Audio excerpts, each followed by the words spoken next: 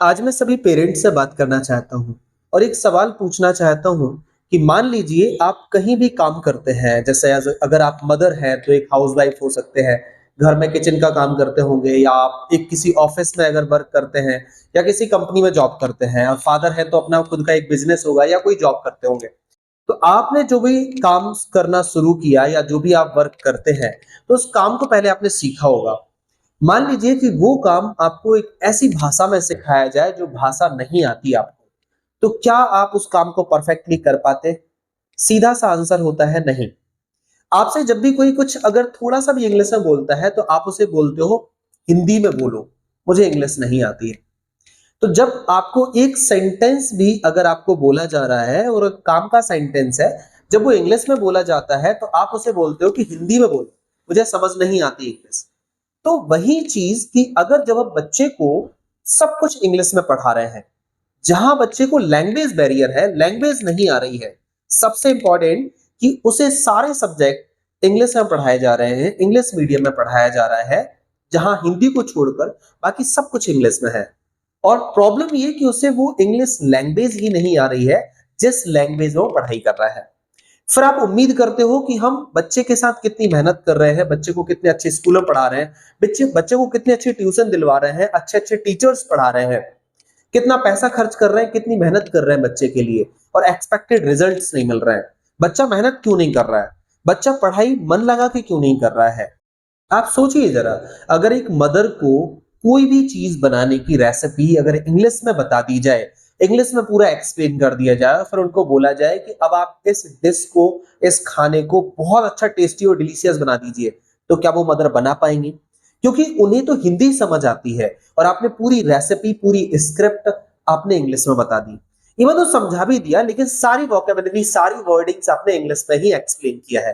तो क्या मदर वो बहुत टेस्टी और डिलीशियस फूड बना पाएंगे? नहीं, क्योंकि उन्हें हिंदी में समझाया, उस लैंग्वेज में समझाया जाए जो लैंग्वेज उन्हें आती है। बाय द वे, अगर उनको इंग्लिश में भी समझा रहे हैं तो पर उनको पहले इंग्लिश आना जरूरी है। अगर उनको लैंग्वेज आती है तो आप उन्हें उस लैंग्वेज में कोई भी डिफिकल्ट से डिफिकल्ट चीज समझा दीजिए, तो बहुत आसानी से उसको सॉल्व कर लेंगे और समझ जाएंगे। यही सेम चीज आप बच्चों के साथ भी देखिए कि उन्हें जिस लैंग्वेज में पढ़ाया जा रहा है, जिस लैंग्वेज में समझाया जा रहा है, तो क्या बच्चे को वो लैंग्वेज आ रही है? उस लैंग्वेज में बच्चे को समझ में आ पाएगा? अगर नहीं, तो पहले उसकी लैंग्वेज परफेक्ट कीजिए। अगर उसे इंग्लिश मीडियम में पढ़ाया जा रहा है, तो उसकी इंग्लिश को परफेक्ट कीजिए, इंग्लिश की वोकेबलरी स्ट्रॉन्ग कीजिए, वर्ड मीनिंग स्ट्रॉन्ग कीजिए। स्कूल्स में बुक्स में वर्ड मीनिंग्स होते हैं, लेकिन वर्ड मीनिंग को प्रायोरिटी नहीं दी जाती, बस क्वेश्चन आंसर को प्रायोरिटी दी जाती है कि क्वेश्चन आंसर याद कर लो, ये लिख दोगे तो नंबर मिल जाएंगे। वर्ड मीनिंग और वोकेबलरी पर कहीं स्कूल्स में कोई भी ध्यान नहीं देता। कॉपी में लिखवा देते हैं, नोट्स कॉपी में लिखवा देते हैं, लेकिन इंपॉर्टेंट नहीं होती, क्योंकि एग्जाम में आएंगे नहीं। जब एग्जाम में नहीं आएंगे, बच्चे को उसमें नंबर मिलेंगे नहीं, टीचर्स पूछेगा नहीं, तो बच्चा वर्ड मीनिंग वोकेबलरी नहीं करता है। और जब तक आपको वर्ड मीनिंग वोकेबलरी अगर नहीं आ रही है, तो आप कैसे किसी चीज का मीनिंग समझ सकते हो? बच्चे अच्छे अच्छे स्कूल, रेपुटेड स्कूल से, इंग्लिश मीडियम से 9th-10th में पहुंच जाते हैं, उन्हें प्रॉपर ट्रांसलेशन नहीं आता है 90% स्टूडेंट्स को। और फिर होता यही है कि धीरे धीरे बच्चे का मन हटने लगता है पढ़ाई से, उसे पढ़ाई बोरिंग लगने लगती है, और हमें लगने लगता है कि पता नहीं बच्चा कौन सी संगति में जा रहा है, टीचर्स अच्छे से पढ़ा रहे हैं नहीं पढ़ा रहे हैं, टीचर्स ध्यान दे रहे हैं नहीं दे रहे हैं, बच्चा क्यों नहीं पढ़ रहा है, मार्क्स क्यों नहीं आ रहे हैं, पढ़ने बैठता है, कई घंटों तक पढ़ने बैठा रहता है, फिर भी मार्क्स स्कोर नहीं कर पा रहा है, या तो बच्चा डल है या टीचर अच्छा नहीं है। तो हम इस तरह की चीजें देखने लगते हैं, जबकि उसका जो रूट है, उसका जो डिसीज का जो मेन कॉज है, उस तक हम पहुंच ही नहीं पाते हैं। तो मैं अपने 8-9 साल के एक्सपीरियंस से मैं आपको बता रहा हूं कि बच्चे को अगर इंग्लिश मीडियम में है, तो उसे सबसे पहले लैंग्वेज परफेक्ट होना जरूरी है। तभी आप एक्सपेक्ट कीजिए कि बच्चे का पढ़ाई में बहुत अच्छे से मन लगेगा, उसे हर एक चीज अच्छे से समझ आएगी, उसे हर एक चीज के बारे में ठीक ठीक नॉलेज होगा। तब जब उसको अपनी लैंग्वेज, अपनी इंग्लिश पर अच्छी कमांड होगी, उसे इंग्लिश अच्छे से समझ में आती होगी, उसे हर एक छोटी बड़ी चीजों की वोकेबलरी, वर्ड मीनिंग परफेक्ट होगी, तब वो चीजों को बेहतर समझ पाएगा और कम से कम टाइम में ज्यादा से ज्यादा पढ़ाई करके, समझ करके एक अच्छा रिजल्ट प्राप्त कर पाएगा। अदरवाइज मेहनत ज्यादा करेगा और रिजल्ट कम ही आएगा, और कई बार पढ़ाई में बोरियत और मन ना लगने की वजह से पढ़ाई से दूर भागेगा, और आप अदर रीजंस ढूंढते रहेंगे दूसरों पर ब्लेम डालते रहेंगे, स्कूल्स पर, कोचिंग्स पर, टीचर्स पर और अदर फ्रेंड सर्कल्स पर, लेकिन आप रियलिटी समझ ही नहीं पाएंगे कि प्रॉब्लम कहां है।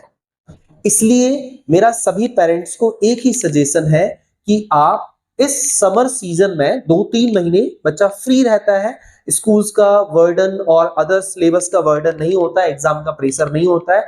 इन 2-3 महीने में बच्चे की स्किल्स, लैंग्वेज पर थोड़ा सा ध्यान दीजिए और लैंग्वेज परफेक्ट कराइए, जिससे कि उसे इंग्लिश मीडियम में होते हुए इंग्लिश में सारे सब्जेक्ट ठीक ठीक समझ में आए, उसका मन लगे और अच्छे से पढ़ाई करके वो अच्छे मार्क्स गेन कर सके और लाइफ में अपने आप को एक सिक्योर प्लेस पर ले जा सके।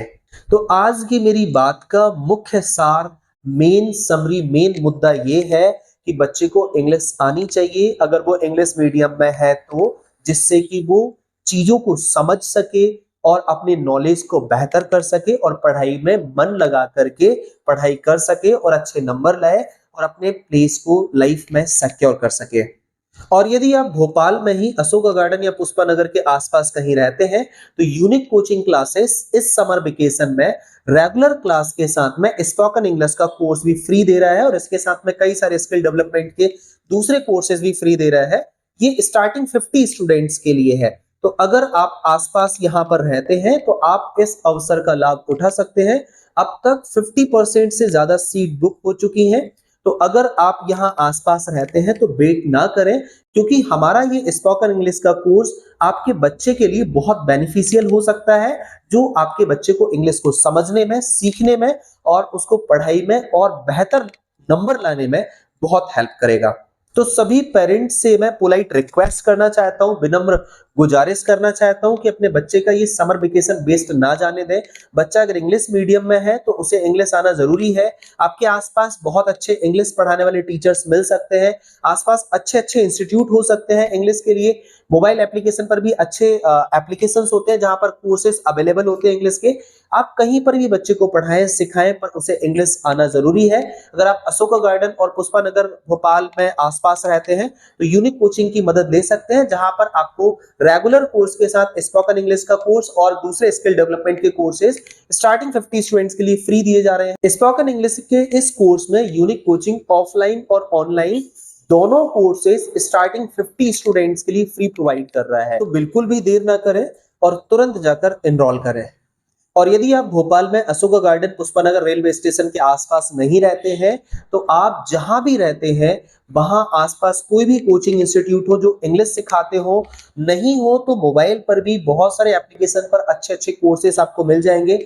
हमारे अपने यूनिक कोचिंग के ऐप पर भी आपको स्पोकन इंग्लिश का कोर्स मिल जाएगा जिसमें अच्छा कंटेंट है, आप उसको भी ट्राई कर सकते हैं। अदरवाइज अपने आसपास किसी भी कोचिंग इंस्टीट्यूट और किसी भी एप्लीकेशन और किसी भी टीचर के द्वारा जो इंग्लिश सिखाता हो वहां से आप इंग्लिश जरूर सीखें। यदि आपका बच्चा इंग्लिश मीडियम में है तो इंग्लिश आना उसके लिए बहुत जरूरी है, जिससे कि सब्जेक्ट को समझना और सीखना आसान हो जाए और पढ़ाई में उसका बहुत अच्छे से मन लगे, पढ़ाई से वो दूर ना भागे, पढ़ाई में बोरियत फील ना करे। इसके लिए वो जिस लैंग्वेज में पढ़ाई कर रहा है वो लैंग्वेज आना उसके लिए बहुत जरूरी है। और अधिक जानकारी के लिए आप डिस्क्रिप्शन में दिए गए नंबर पर कांटेक्ट कर सकते हैं और मोबाइल स्क्रीन पर भी आपको डिस्प्ले पर आपको नंबर दिख जाएंगे, आप उन पर कांटेक्ट कर सकते हैं, जिससे कि हम आपकी मदद कर सकें और आपके बच्चे को इंग्लिश सीखने में हम हेल्प कर सकें। And now I would like to say thanks for watching this video till the end. धन्यवाद।